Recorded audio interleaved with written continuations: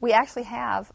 So I'm very involved with Rob Cross, who runs the Network Roundtable at the University of Virginia, which is a consortium of about 100 fairly large companies that are looking at exactly what you're talking about, the networks within organizations, how work actually gets done. So every company has this organizational chart, and then everyone in the company knows that it's really, this executive assistant who knows everything about the company, and that's where everyone goes to get their problem solved and get information. So there's the formal chart, and then there's how people actually get work done.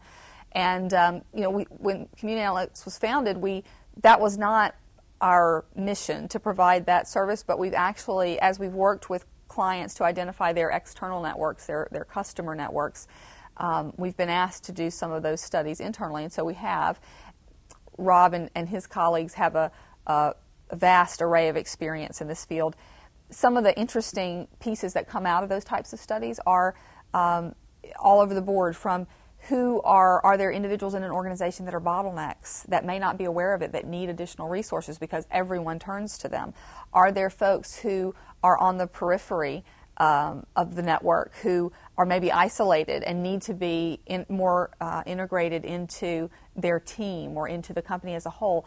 I'll give you an example of an interesting study we just completed with a company that it was with a particular division that was a sales-focused division, and they were struggling with, they really had some very aggressive goals to drive sales, to improve their product offering and better meet client needs, all these kinds of things.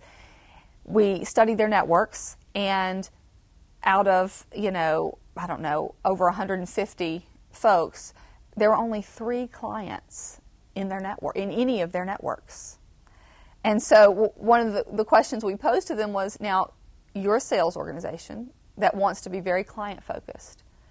Do you think it might be a good idea to have more clients in your network, to be seeking the advice of clients? And it seems like a very simple idea, but it's one of those things that until you have an analytical framework to actually pinpoint that problem, you don't realize that, wow, we only have 3, there's 100 and some odd people in our network, and only 3 of them are clients. Maybe we should shift that.